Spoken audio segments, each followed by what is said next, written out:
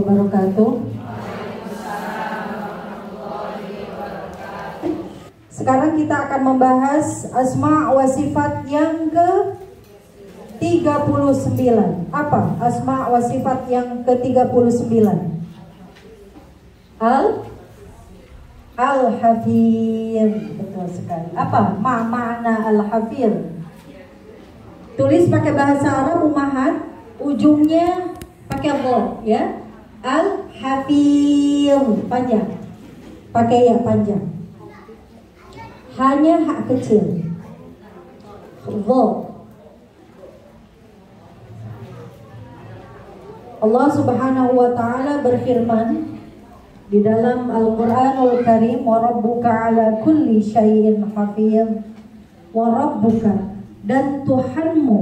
Wa rabbuka, Allah menggunakan kata panggilan Tuhan ini dengan kata Rabb. Artinya adalah Allah dialah yang menciptakan kita. Karena Allah lah yang menciptakan kita, maka dialah Al-Hafiz. Dialah yang akan memelihara kita. Tidak mungkin Allah menciptakan kita dengan sia-sia. Allah menciptakan kita lalu kita dibiarkan begitu saja. Dialah Allah Al-Hafiz. Dialah Allah yang memelihara kita semuanya. Al-Muhaimin itu memelihara secara lebih luas.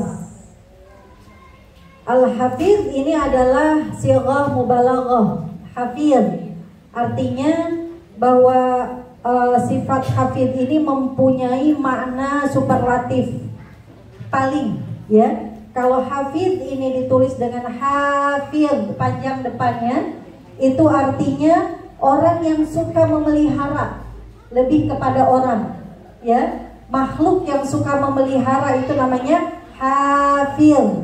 Jadi kalau kita mau ngasih nama anak Hafiz, itu hanya panjang. Jangan Hafiz P-nya ya panjang, itu salah. Kalau Hafiz khusus untuk Allah Subhanahu wa ta'ala. Nah umat semuanya, sekarang kita lihat apa yang dipelihara oleh Allah Subhanahu wa ta'ala. Apa saja yang dipelihara oleh Allah Subhanahu wa ta'ala?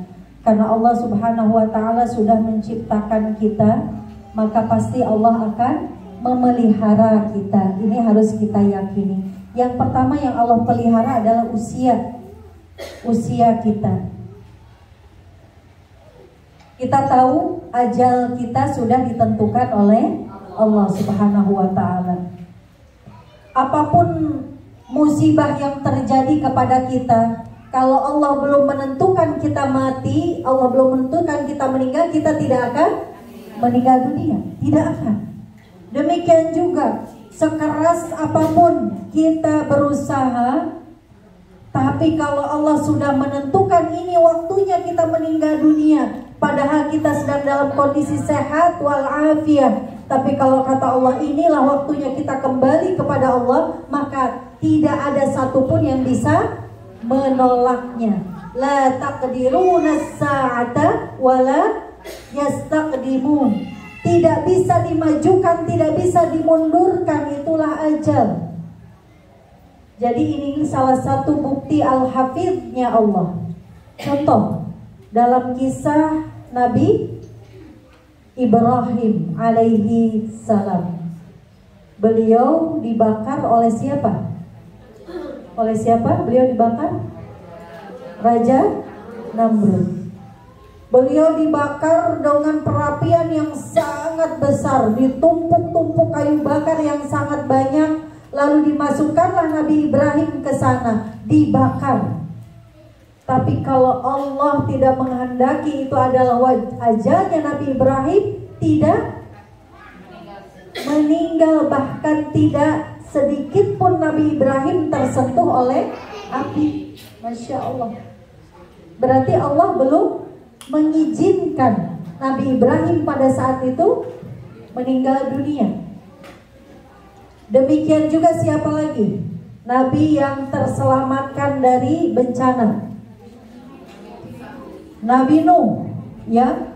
Kalau Nabi Nuh itu memang direncanakan oleh dirinya untuk membuat kapal ya, atas perintah Allah.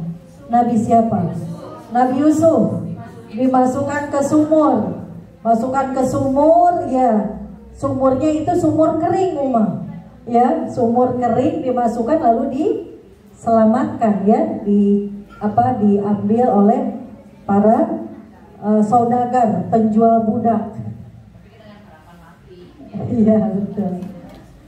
Nabi Yunus, betul sekali. Nabi Yunus itu ya diceburkan ke dalam laut yang sedang badai pada saat itu, lalu disambar oleh ikan paus. Berada di dalam perut ikan paus bukan sehari 2 hari berapa lama? 40 hari. Bayangkan tanpa makan, tanpa minum. Makanya Nabi Yunus ketika diselamatkan oleh Allah Subhanahu wa taala keluar dari perut ikan paus itu dalam kondisi lemah, sangat lemah, dalam kondisi sakit, tetapi Allah masih mengizinkan beliau untuk hidup. Maka Allah keluarkan Yunus dari perut ikan paus tersebut di sebuah pulau yang di hadapannya langsung dipertemukan dengan buah. Ya, pada saat itu dikisahkan itu seperti buah labu. Langsung makan sehat kembali. Ya, Masya Allah. Itulah salah satu contoh bagaimana Allah itu kalau masih memelihara kita, sehebat apapun musibah yang terjadi, itu insya Allah tidak akan meninggal dunia. Ya, seperti kejadian kemarin di Cianjur. Nah, Bu Cucu kemarin baru nengok orang-orang Cianjur yang dirujuk ke RSUD Bogor. Ada 5 orang ya Bu Cucu ya, dalam kondisi terluka parah dan harus dirujuk ke sini. Itu adalah salah satu bukti bahwa Allah masih memelihara orang-orang tersebut, masih diselamatkan dari reruntuhan rumah-rumah mereka yang ambruk.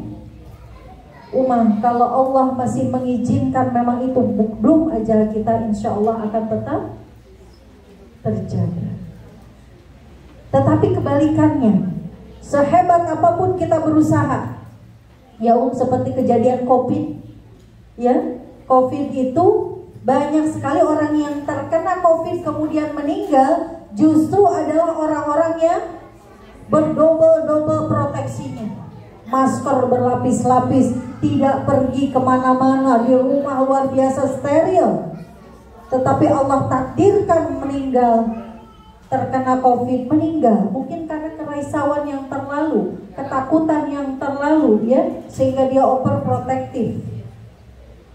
Justru kekhawatiran itulah yang membuat imun kita melemah. Ya, kalau kisah dari Nabi yang menunjukkan sifat ini, kisah siapa? Nabi apa? Yang menunjukkan sehebat apapun kita jaga diri kita untuk melepaskan dari ajal, tetap bertemu ajal. Nabi Zakaria. Ketika Nabi Zakaria dikepung oleh kaumnya, dikejar-kejar masuk ke dalam hutan, Nabi Zakaria sembunyi di mana? Di sebuah pohon yang besar. Tidak mungkin orang melihat Nabi Zakaria ada di pohon tersebut. Tetapi qadarullah, setan memberitahu kepada orang-orang yang mengejarnya, di situ Zakaria, maka digergaji, terbelahlah tubuh Zakaria. Padahal pada saat itu secara ikhtiar sudah maksimal. Nabi Zakaria masuk ke dalam pohon besar kokoh yang sangat aman, ya, yang tidak mungkin dia bisa terlihat. Tetapi qadarullah, Allah sudah menentukan ajalnya Nabi Zakaria, maka tetap terbunuh. Jadi umahat, ini salah satu ibrah bagaimana ketika misalnya kita dalam kondisi sehat walafiat, itu jangan terlalu percaya diri dan merasa aman sehingga menunda-nunda kebaikan, menunda-nunda amal soleh, menganggap kita ini masih sehat, Padahal kita tidak tahu kapan ajal itu akan menjemput. Kita merasa masih muda. Saya masih muda, saya sehat, dicek segala macam sehat. Apakah mati itu harus sakit? Apakah mati itu harus tua? Tidak. Mati itu bisa kapan saja. Inilah salah satu ibrahnya, bahwa tidak boleh sedikit pun kita menunda-nunda kebaikan sekecil apapun. Maka Rasulullah SAW mensunahkan, kalau saja besok terjadi kiamat dan di tanganmu ada sebiji kurma, maka tanamlah. Itu salah satu ibrah, bahwa sekecil apapun niat soleh kita, percepatlah. Kita tidak tahu sampai kapan kita diberi waktu. Ya, kadang-kadang kan kita misalnya mau ngajar, nggak sekarang, belum berani. Padahal udah pengen. Itu yang memberikan yuwaswis dalam fi sudurin nas adalah setan. Setan itu tidak mau kita memperbanyak amal, apalagi berdakwah. Itu luar biasa pahalanya. Setan tidak mau.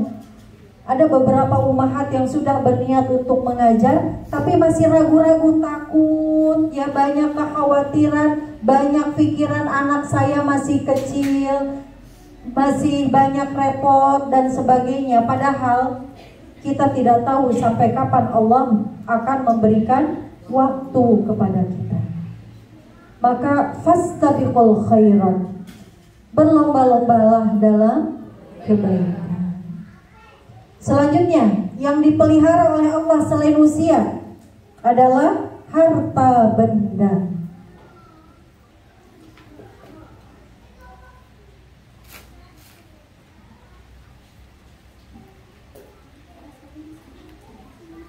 Umahat semuanya, yakin tidak harta benda kita ini adalah titipan Allah Subhanahu wa Ta'ala? Ini harus menjadi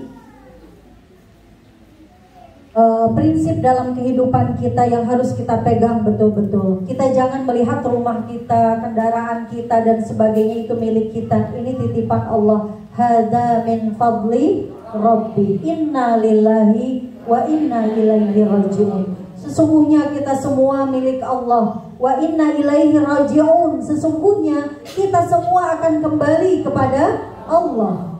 Kapanpun pemilik harta kita akan mengambil harta kita, berarti kita harus ridho. Ya, makanya umat di Cianjur sebentar saja Allah getarkan bumi, 45 detik saja luluh lantak rumah-rumah orang Cianjur, mobil tertimpa, bahkan baju saja tidak bisa diselamatkan. Itulah ketika Allah sudah mentakdirkan, ketika harta benda kita mau diambil, maka akan diambil oleh Allah Subhanahu wa Ta'ala. Maka memang di dalam kehidupan dunia ini sesungguhnya tidak ada yang betul-betul kita miliki. Inna lillah, kita semua milik Allah Subhanahu wa Ta'ala. Rumah kita, ya, kalau rumah besar kan biasa dipagar, pagar tinggi-tinggi, ya kan, dikunci, dikasih alarm, dikasih CCTV, ada satpam dan sebagainya. Tapi kalau Allah takdirkan rumah itu kemalingan, ya, ada kisah ini umahat, ada seorang kaya, rumahnya besar 4 lantai luar biasa, orang kaya raya, satpamnya aja 3, CCTV di mana-mana. Pada suatu hari mobilnya hilang di rumahnya, entah bagaimana caranya, pokoknya hilang. Ya, kemana satpam itu yang 3 orang menjaga rumahnya? Itulah takdirnya Allah. Ketika Allah sudah takdirkan hilang. Ya, ini Masya Allah, Bu Cucu jadi saksi hidup tuh. Kemarin saya ke Cianjur, saya cerita sama suami ke Cianjur. Motor saya itu disimpan di Alfa. Itu kunci masih ngegantung, Oma. Masya Allah. Saya dari pagi, saya ingat-ingat malam pas mau pulang dari Cianjur, ngegantung itu kunci di depan Alfa. Masya Allah. Kalau Allah takdirkan itu motor masih milik saya, diberikan, dikirimkan orang baik, itu kunci diamankan oleh petugas Alfa, disimpan di dalam. Coba, saya ingat malam-malam, dari pagi saya berangkat tuh jam 6:30 ya, jam 6:30 saya berangkat dengan Bu Cucu. Jam 9 malam saya baru ingat. Langsung saya telepon orang rumah, ya, saya bilang tolong lihat motor saya masih ada nggak di Alfamart. Masya Allah. Tapi Allah masih menjaga harta saya itu. Kalau Allah takdirkan belum waktunya hilang, dijaga oleh Allah Subhanahu wa Ta'ala. Mungkin karena waktu itu saya memang niat ke sana untuk menyalurkan bantuan kemanusiaan, ya, makanya Allah jaga.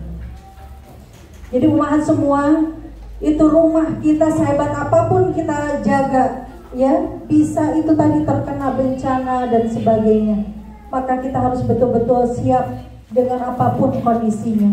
Karena dunia ini adalah berputar, kita tidak tahu. Saya dulu kecil merasakan bagaimana susahnya jadi anak yatim, ya, dari kecil sampai kuliah juga dalam kondisi prihatin. Tapi Allah berkenan memberikan rizki sekarang, entah nanti bisa jadi berputar lagi, wallahu a'lam. Makanya siap dengan kekuatan akidah. Apapun yang Allah takdirkan, apakah harus jatuh miskin lagi, lillahi ta'ala, inna lillahi wa inna ilaihi raji'un.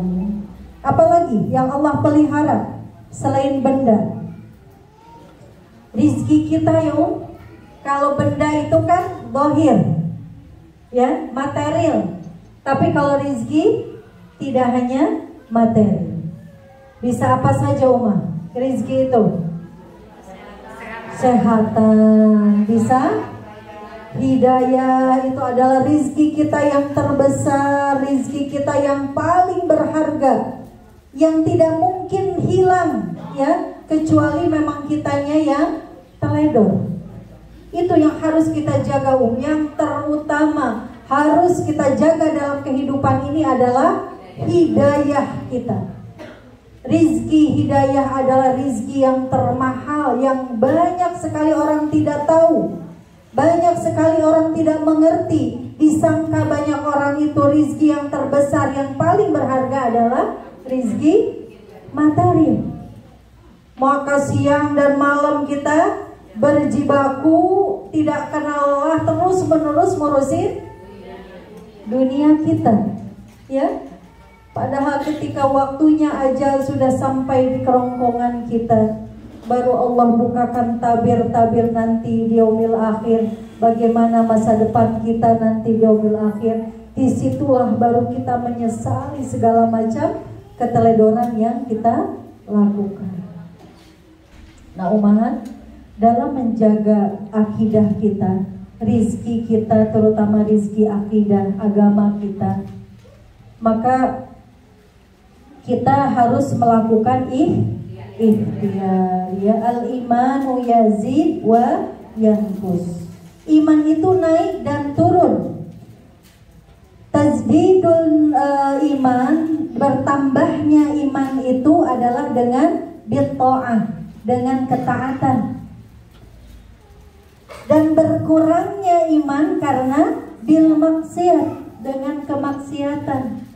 Maka bagaimana kita caranya menjaga akidah kita, menjaga iman kita supaya tetap stabil, tidak turun terus, atau kalau lagi turun kita naikkan, adalah dengan cara memperbanyak ketaatan. Itulah pentingnya kita berada di sini bersama-sama.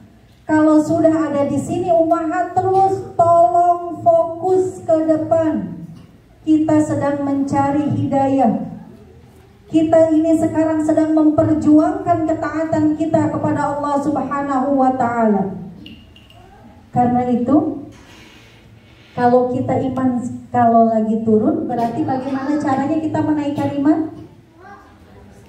Dengan cara memaksakan diri memperbanyak ibadah. Kemarin saya share nih untuk para guru, ya, para guru itu berat sekali tanggung jawabnya, ya, berat sekali beban moralnya untuk memberikan contoh kepada para jamaah. Kenapa?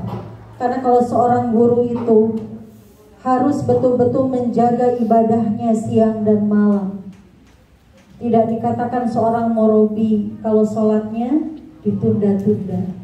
Tidak dikatakan seorang murabi kalau sholat rawatibnya hanya sholat qobliyah subuh. Tidak dikatakan murabi kalau jarang tilawah. Tidak dikatakan murabi kalau jarang tahajud. Tidak dikatakan murabi kalau jarang duha. Tidak dikatakan murabi kalau jarang sodakoh. Tidak dikatakan murabi kalau lisannya belum terjaga, hatinya tidak terjaga, pikirannya tidak terjaga. Berat gak tuh jadi murabi? Urun kata Bu Cucu. Masya Allah, doakan kami umat, doakan para guru semuanya. Mudah-mudahan Allah berkenan memberikan kami semua hidayah, kita semua hidayah, ya, supaya kita taat, mau murabi mau tidak. Kalau taat itu keharusan, ya, mudah-mudahan Allah berkenan memberikan kita hidayah. Nah umat semuanya, kenapa sih kita harus ikhtiar?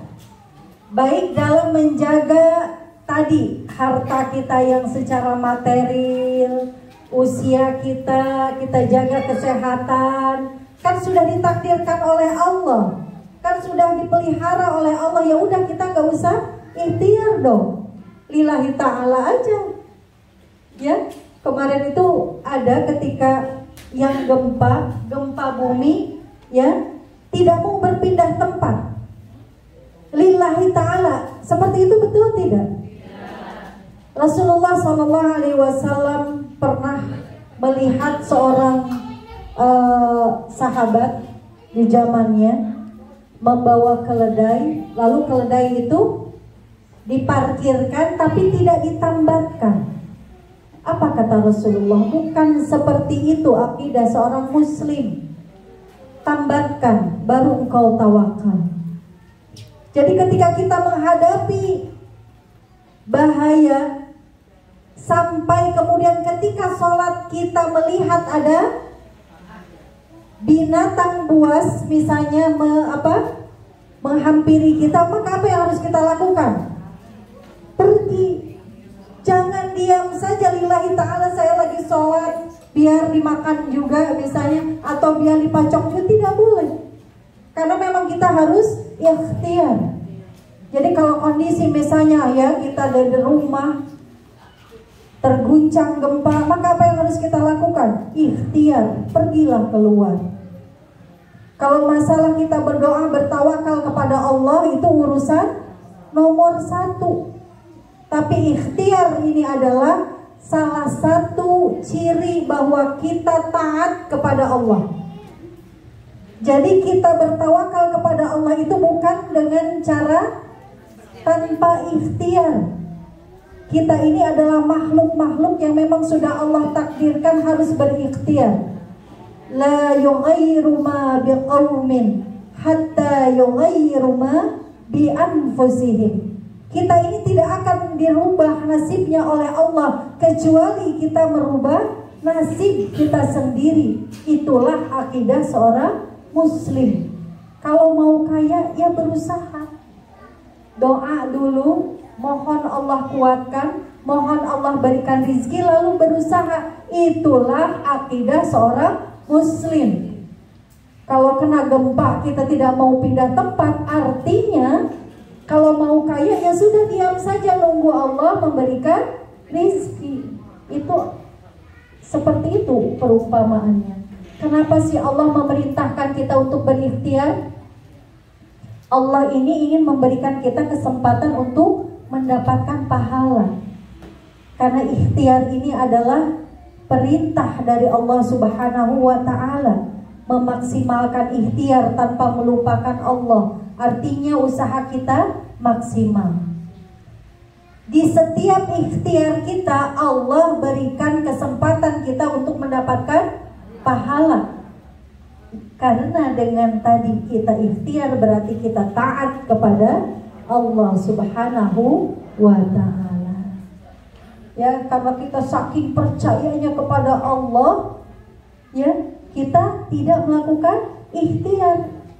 Sakit misalnya, lillahi ta'ala, terserah Allah saja. Ya sudah, sakit tidak mau berobat berarti akan tambah sakit. Meskipun kita tawakal kepada Allah, betul sekali Allah itu bisa menyembuhkan kalau Dia kehendaki, tapi ikhtiar dulu. Ikhtiar dulu maksimal. Tapi nanti kesembuhannya itu tergantung dari Allah. Karena ikhtiar kita itu tidak menjamin hasil. Ikhtiar kita tidak menjamin hasil. Karena itu yang memberikan kita hasil itu bukan ikhtiar, tetapi tawakal kita kepada Allah. Ikhtiar adalah syarat berhasilnya maksud dari yang kita lakukan. Itulah akidah seorang muslim. Dinamis tapi sabar dan tawakal. Nah, umat semuanya, kita sekarang akan mengambil kesimpulan dari apa sih ciri-ciri orang beriman kepada Al-Hafidhnya Allah Subhanahu wa ta'ala. Ciri-ciri orang yang beriman kepada Al-Hafidhnya Allah, yang pertama adalah akan menjaga dirinya. Akan menjaga dirinya, menjaga anggota tubuhnya supaya tetap sehat. Menjaga imannya dengan cara banyak ta'lim. Jadi menjaga dirinya dalam apapun. Apa yang harus dijaga umat? Tadi yang terkait dengan rezeki ya, yang sudah Allah berikan. Pertama adalah anggota tubuh, mulut dan farji, itu yang terutama yang harus kita jaga. Karena Rasulullah SAW bersabda, barang siapa yang selamat dari dua hal yang ada di dalam dirinya, yaitu yang ada di antara dua rahangnya yaitu mulut, dan yang berada di antara dua kakinya yaitu farajinya, maka insya Allah baginya surga. Mungkin kita umahat ya, kalau farji atau kemaluan itu insya Allah kita jaga. Tapi mulut ini ya, yang kita sering sekali terpeleset mencaci orang, membicarakan orang dan sebagainya. Astagfirullahaladzim, itu masih kita lakukan. Maka kita harus sekuat tenaga menjaga lisan ini untuk tidak membicarakan hal-hal yang memang tidak dihalalkan oleh Allah Subhanahu wa ta'ala. Yang kedua adalah agama kita. Agama kita ini harus dijaga baik-baik, karena inilah penentu keselamatan kita di yaumil akhir nanti. Sesungguhnya agama kita ini adalah milik kita yang paling berharga. Makanya salah satu sunnahnya adalah kita harus banyak melantunkan doa. Karena Rasulullah SAW bersabda, pada hari akhir nanti, di akhir zaman, ada masa ketika akidah itu seperti sepotong malam. Seorang bisa beriman di sore hari, paginya kafir. Atau seorang yang muslim di pagi hari, sore bisa kafir. Itulah fitnah akhir zaman. Akidah kita sangat mudah untuk digelincirkan dengan berbagai cara, dengan berbagai media. Nanti insya Allah saya akan sekali-kali akan mengupas tentang Ghazwul Fikri. Bagaimana sesungguhnya dari dulu, dari sejak tahun 1500 Masehi, ketika orang-orang kafir tidak bisa melawan kejayaan umat Islam, maka orang-orang kafir merubah strategi perang dengan umat Islam dari perang pedang, dari perang senjata menjadi perang apa? Menjadi perang pemikiran yang disebut dengan Ghazwul Fikri. Nanti kita bahas bagaimana sekarang sesungguhnya kita, anak-anak kita, keluarga kita, terutama anak-anak muda, sedang diserang oleh perang pemikiran yang luar biasa. Apa pintu masuknya? Handphone itu yang terutama, yang sekarang luar biasa. Makanya kalau anak-anak muda sekarang itu muslim, tapi pola pikirannya bukan muslim. Kebiasaan hidupnya bukan muslim. Cara bicaranya bukan muslim.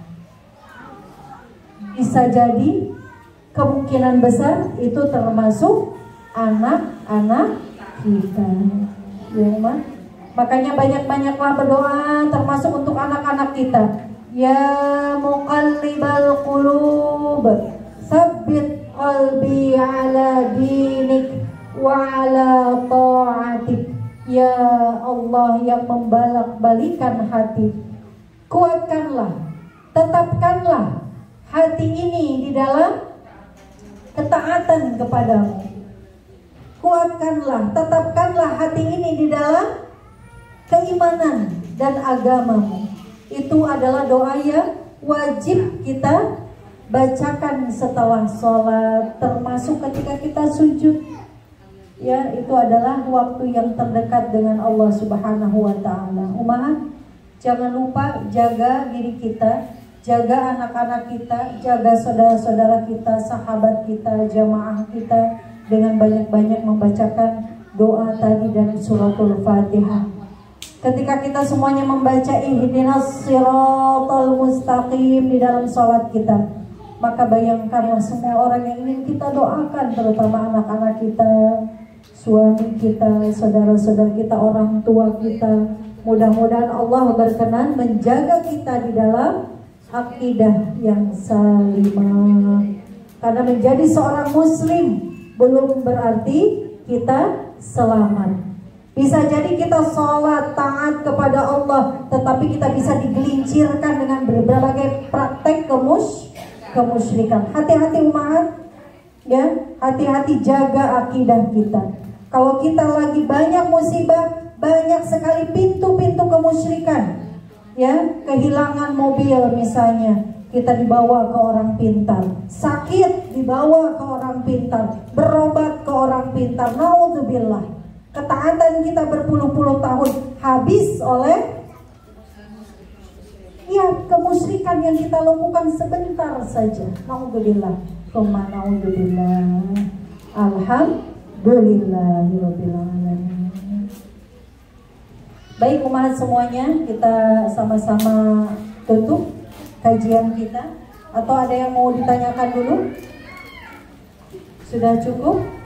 Silahkan, kalau ada yang mau konsultasi sekali lagi saya sampaikan, insya Allah pintu rumah para murabbiyah selalu terbuka untuk umahat semuanya.